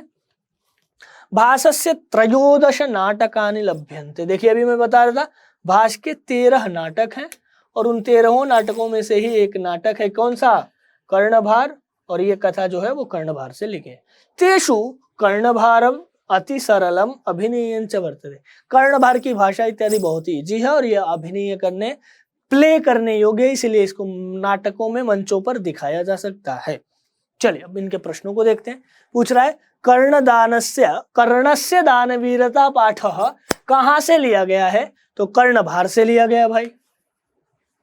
अब इतने इजी क्वेश्चंस हमें नहीं आएंगे, आप सबको नहीं आएगा तो किसको आएगा? पढ़े हुए हैं। चलिए आगे देखते हैं। महत्तराम भिक्षाम याचे। कौन कहता है? तो जो शक्र है, शक्र, इंद्र को ही दूसरे नाम शक्र के नाम से भी जाना जाता है। और ये बहुत कहते हैं कि भाई मुझे नॉर्मल भिक्षा नहीं चाहिए, भिक्षा मांगने आते हैं भिखारी बन करके, और इससे मांग के ले जाते हैं कवच कुंडल। तो ये बहुत कुछ देने को कहता है। पहले कहता है मैं गाय दूंगा, फिर कहता है घोड़ा भी दूंगा, हाथी दूंगा, तुम्हें एक धरती जीत करके दूंगा। ये सब इनको नहीं चाहिए, कहते हैं इससे भी बड़ी भिक्षा चाहिए मुझे। तब ये समझ जाता है कि ये क्या मांगने आए और दे देता है, कवच कुंडल दे देता है। अब देखो, सूर्यपुत्र कौन था? तो सूर्यपुत्र था कर्ण। भास के कितने नाटक हैं? तो भास के 13 नाटक हैं। कर्ण किसके पक्ष से युद्ध लड़ रहा था? तो कर्ण कौरवों के पक्ष से युद्ध लड़ रहा था। क्यों? क्योंकि पांडवों ने इसको वो इज्जत, वो सम्मान, वो अंगीकार नहीं दिया जिसका यह हकदार था, और दुर्योधन ने इसको मित्र बनाया, अंग प्रदेश का राजा बनाया, और हर जगह सभा में आगे रखा, मित्रता अगाढ़ की, इसलिए यह कौरवों के पक्ष से लड़ा। चले, ब्राह्मण रूप में कौन प्रवेश किया? ब्राह्मण रूप में इंद्र ने प्रवेश किया, और ब्राह्मण का वेश धर के भिक्षा मांगने आते हैं और कवच कुंडल मांग करके ले जाते हैं। किसके लिए? तो छल पूर्वक अर्जुन को जिताने के लिए। आगे, दानवीर कौन था? तो दानवीर हमेशा से ही फेमस रहा है कर्ण। आगे, कर्ण किस देश का राजा था? तो कर्ण वस्तुतः कहीं का राजा नहीं था, बाद में उसको अंग प्रदेश का राजा दुर्योधन ने बनाया, तो अंग प्रदेश का राजा था, अंग प्रदेश का राजा था कर्ण। चलिए, कर्ण किसका पुत्र था? तो कर्ण वस्तुतः और देखा जाए तो वो कुंती का पुत्र था, कुंती का सर्वप्रथम प्रथम पुत्र था ये, किंतु वो मान्यता इसे नहीं मिली, इसलिए यह कौरवों के पक्ष से लड़ रहा था और बाहर जगह इसको समाज में, सभाओं में अपमानित किया जाता था। इस वजह से भी यह दुर्योधन के अत्यंत समीप था, क्योंकि दुर्योधन उसको हमेशा एक बलपूर्वक उसके पीठ के साथ हमेशा साथ में खड़ा रहता था और हर जगह लोगों से लड़ता था इसके लिए, और इसको वो सम्मान दिलाता था जो इसका ये हकदार था। आगे, कर्णभारम नाटकम किसकी रचना है? तो भास की रचना है भाई, भास के 13 रचनाएं हैं, उनमें से एक ये भी है। आगे, कर्ण कवच और कुंडल किसको दे दिया? तो कर्ण कवच और कुंडल इंद्र को दे दिया। आगे, कवच और कुंडल किसके पास था? कवच और कुंडल था वस्तुतः कर्ण के पास। अगला प्रश्न, हाँ देखिए, जब ये मांगने आते ना तो यहीं पे उनका सारथी रहता है कर्ण का, वो कौन है भाई? शल्य। तो शल्य बा कहते हैं अरे भाई अपना कवच कुंडल मत लो, नदातव्यम नदातव्यम, ऐसी पंक्ति बोलते हैं शल्य। कहते हैं नहीं नहीं ये नहीं देना चाहिए, तो गलत बात है भाई, वही तुम्हारे पास बहुत तुम्हारा सबसे जरूरी वेपन है, या तुम्हारे रक्षा के लिए सबसे अनिवार्य कर्ण कवच कुंडल ही है और तुम उन्हें ही दे दोगे। तो वो कहता है कोई बात नहीं, अगर दान में आया हुआ ब्राह्मण आया हुआ है तो उसको खाली हाथ नहीं जाने दीजिए, जो भी चाहिए वो दे देता है, इसलिए यह दानवीर के नाम से भी जाना जाता है। अगला पाठ है 13वां पाठ, लास्ट सेकंड पार्ट, ये है विश्व शांति पाठ। विश्व की शांति के बारे में बात की जाएगी, अनेक प्रकार की समस्याएं हैं आज, और उन सभी समस्याओं का निदान इत्यादि के बारे में बात की गई है। कह रहा है पाठेस्मिन् संसारे विद्यमानस्य अशांति वातावरणस्य चित्रणम तत्समाधानोपायश्च निरूपितौ। तो इस पाठ में जो वर्तमान में अशांति का वातावरण है उसका चित्रण किया गया है, किस प्रकार से अशांति है इत्यादि का, कैसे दो राज्यों के बीच में शीत युद्ध चल रहा है, दो देशों के बीच में परस्पर संघर्ष हो रहा है, इन सब बातों को बताया गया है। देशेषु आंतरिकी बाह्या च अशांति, देशों के अंदर और बाहर दोनों प्रकार से अशांति है। ताम उपेक्षण कश्चित स्वजीवनम नेतुम समर्थः, उनकी उपेक्षा करके, उनका तिरस्कार करके या उनको साइड लाइन करके आप कोई भी अपने जीवन को आगे ले जाने में समर्थ नहीं है। सायम अशांति ही सार्वभौमिकी, और ये यूनिवर्सल है, हर जगह इस प्रकार की अशांति दिखाई देती है। यह दुख का भी विषय, ये नहीं कह सकते कि यहाँ अशांति नहीं है, यहाँ अशांति है, हर जगह जहां देखोगे इस प्रकार की अशांति है, हर देश में हर जगह पे। सर्वे जनाः तया अशांत्या चिंतिताः सन्ति, सब लोग इस अशांति के कारण चिंतित हैं। संसारे तन्निवारणाय प्रयासाः क्रियन्ते, और संसार में इसके निवारण के लिए प्रयास किए जा रहे हैं। तो चलिए अब पाठ के क्वेश्चंस को देखते हैं। कह रहा है विश्व शांति पाठ में किस वातावरण का चित्रण किया गया है? तो अशांति वातावरण का चित्रण किया गया है। यहाँ बताया जा रहा है कि संसार में कैसे अशांति है और उसके उपायों के बारे में भी बताया जाएगा। यूएनओ इत्यादि के बारे में भी इसमें है कि यूएनओ ने एक संस्था बनाई है जो दो देशों के बीच के परस्पर संबंध को बढ़ाने में हेल्प करता है। चलिए, देशों के बीच, हाँ देखिए क्वेश्चन भी आ गया उसी से, देशों के बीच झगड़ों को शांत करने के लिए कौन सी संस्था है? तो यूएनओ, इसी को संयुक्त राष्ट्र संघ भी कहते हैं। संयुक्त राष्ट्र संघ नामक एक संस्था है जो जब दो देश आपस में झगड़ रहे हो, उनके बीच परस्पर युद्ध होना हो, परस्पर संघर्ष हो रहा हो, तब वहां यूएनओ संयुक्त राष्ट्र संघ आता है और वो वहां पर बीच बचाव करता है। चलिए, दुख का विषय क्या है? तो सार्वभौमिक जो अशांति है, यूनिवर्सल जो अशांति है, वो क्या है? दुख का विषय है। आगे, असहिष्णुता कौन पैदा करता है? उस पाठ में बहुत सारी बातें की हैं और कहता है लोग परस्पर द्वेष कर रहे हैं जिससे असहिष्णुता पैदा हो रहा है। तो द्वेष से ही असहिष्णुता पैदा हो रहा है। अशांति मानवता का क्या कर रही है भाई? तो अशांति मानवता का विनाश करेगी। हमें तो पता ही है कि अशांति के द्वारा हमेशा और हमेशा मानवता का विनाश ही होना है। अगला क्वेश्चन, विश्व शांति का कौन काल माना जा सकता है? अभी जो विश्व में शांति फैल रही है वह सिर्फ कहा जा रहा है कि यह तो अभी जैसे सूर्य का उदय होता है ना, तो अभी सूर्य में हल्की सी लालिमा होती है, सूर्योदय अभी पूरा दिन नहीं हुआ है, अभी सूर्य अगर काल देखा जाए तो विश्व शांति जो है वह सूर्योदय काल के रूप में मानी जा रही है कि अभी अभी से स्टार्ट हुआ है, अभी शांति पूरी तरह से कायम नहीं हुई है। चलिए, बैर को कौन बढ़ाता है? तो स्वार्थ जो है वही बैर को बढ़ाता है, स्वार्थ जो है वो बैर को बढ़ाता है। आगे, अनेक राज्यों में परस्पर क्या चला है? तो अनेक राज्य देखिए डायरेक्ट तो आके लड़ेंगे नहीं, तो वो परस्पर युद्ध करते हैं, लेकिन वो युद्ध किसी को दिखाई नहीं देता। कैसे? जैसे दो राज्य हैं तो ये इनके पानी को रोक देंगे, ये इनके यहाँ आने वाले दूध को रोक दिए। अब क्या हुआ? दोनों आपस में लड़े नहीं, लेकिन दोनों ने आपस में परस्पर टकराव कर लिया।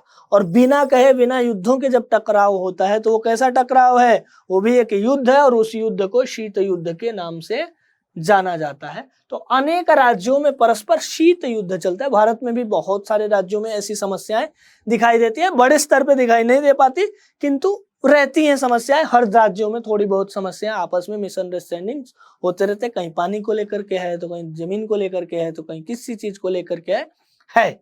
चलिए आगे देखते हैं। पर इन सब के बावजूद भी भारत में अनेकता में एकता है, और हम सब भारत के निवासी हैं और भारत में विश्वास रखते हैं, भारत के प्रति हमारी आस्था है। चलिए अगला क्वेश्चन, भारतीय दर्शन का मूल तत्व किसे माना जाता है? तो भारतीय दर्शन का मूल तत्व ही शांति को माना जाता है। शांति जो है वो भारतीय दर्शन का मूल तत्व है। हमारे यहाँ कहा भी जाता है कि ये तुम्हारा है, ये उनका है, ऐसा विचार हम लोग नहीं करते हैं, ऐसा विचार कोई और करता होगा।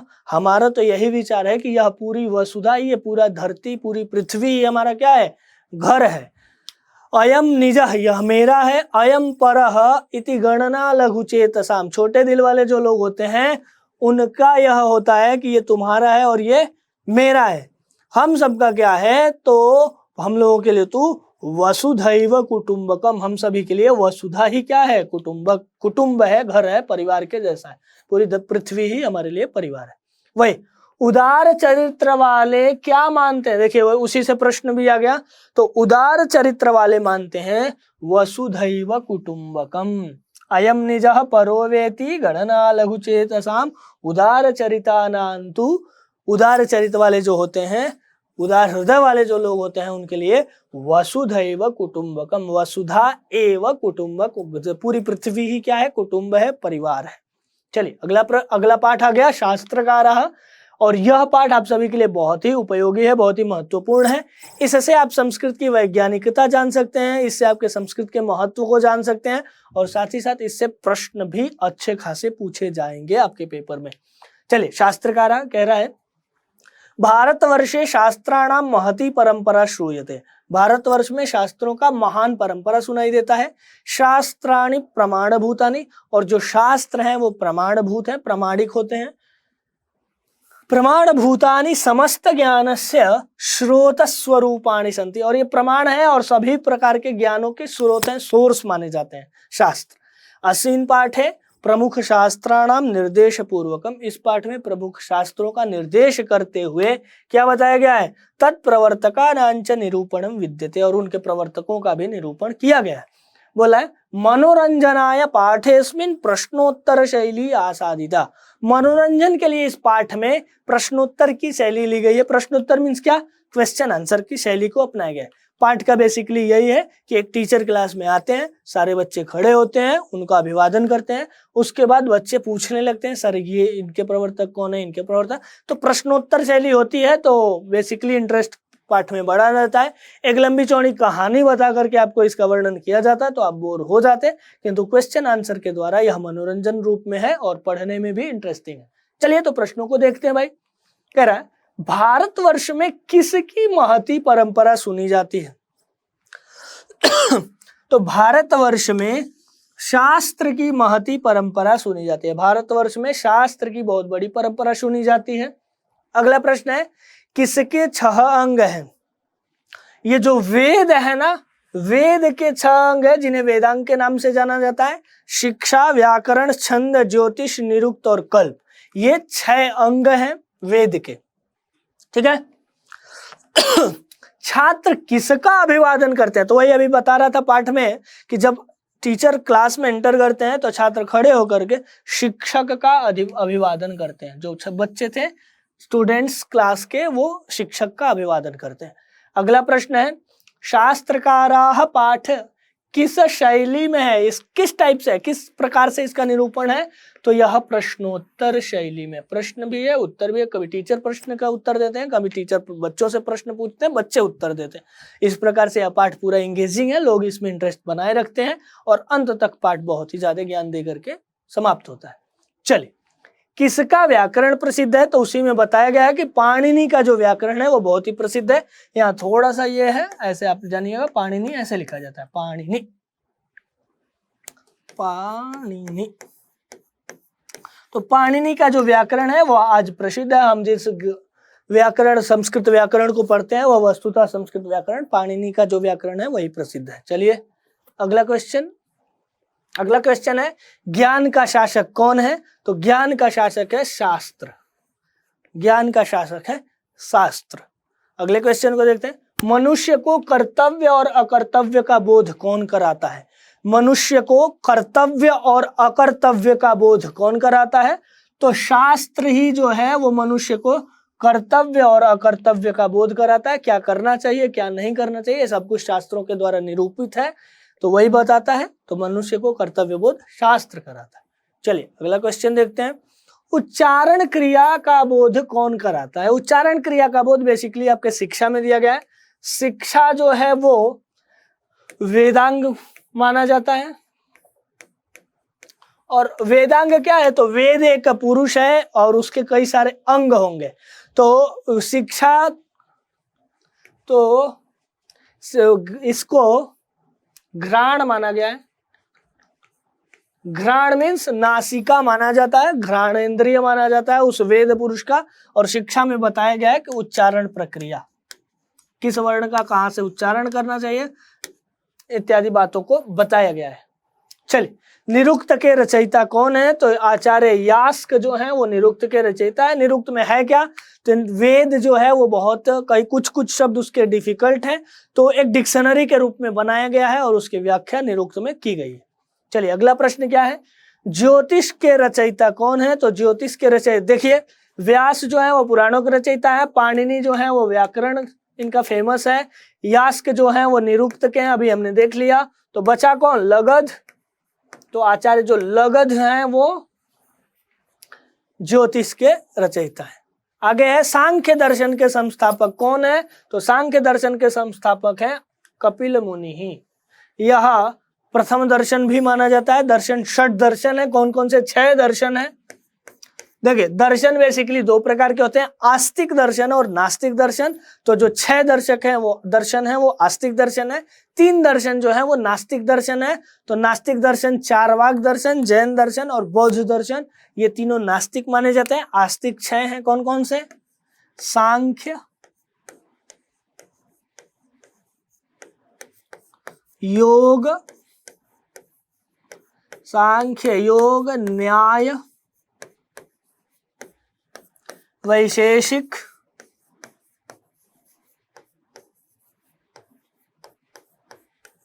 सांख्य योग, न्याय, वैशेषिक, पूर्व मीमांसा,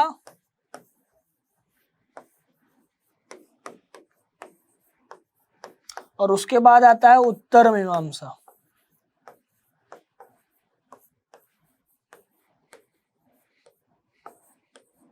ठीक है, अब इसी को मीमांसा के नाम से जाना जाता है और ये उत्तर मीमांसा को वेदांत के नाम से जाना जाता है।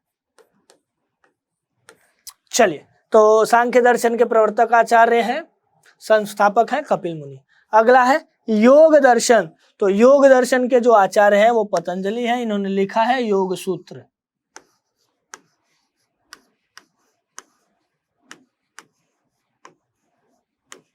योग सूत्र इन्होंने लिखा है। अगला क्वेश्चन क्या है, न्याय दर्शन के संस्थापक आचार्य कौन है? तो आचार्य गौतम जो है वो न्याय दर्शन के हैं। चलिए यहीं से देख लेते हैं, कपिल जो है वो सांख्य के हैं, पतंजलि जो है वो योग के हैं, गौतम जो है वो न्याय के हैं,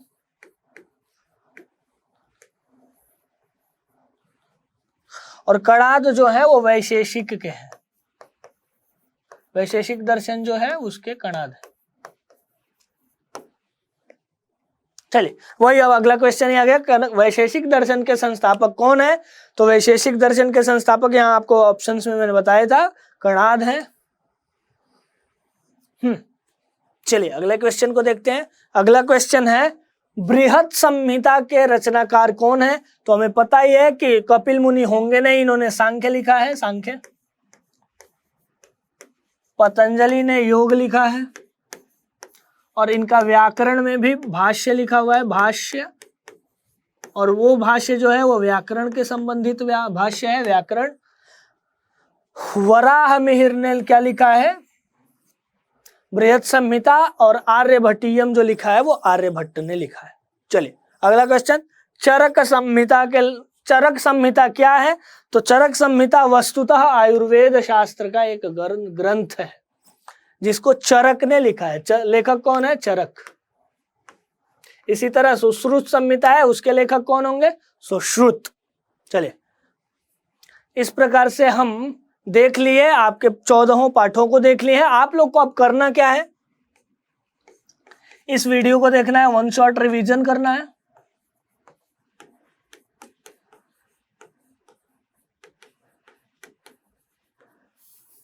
आपको और क्या करना है? व्याकरण को अच्छे से पढ़ लेना है,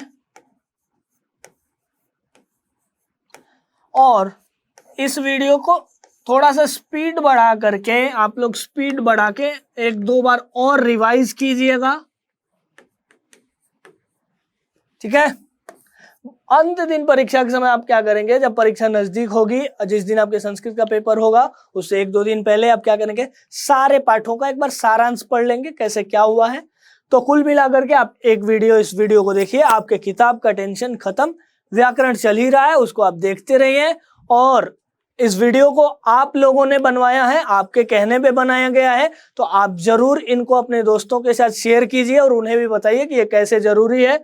और आपका ही ये चैनल है, आप लोग जो कहते हैं उसी वीडियो को बनाया जाता है। तो अगला टॉपिक क्या हो आप लोग कमेंट में बता सकते हैं। इस पार्ट में कोई भी समस्या हो इस वीडियो को देख करके तो आप लोग कमेंट में बताइएगा, जरूर उसका समाधान दिया जाएगा। और इस चैनल को लाइक और सब्सक्राइब कीजिए, अपने दोस्तों के साथ जरूर शेयर कीजिएगा, ताकि आपका तो फायदा हो रहा है, साथ वाले का भी फायदा हो जाए। चलिए तब तक के लिए नमस्कार, बने रहिए हमारे साथ।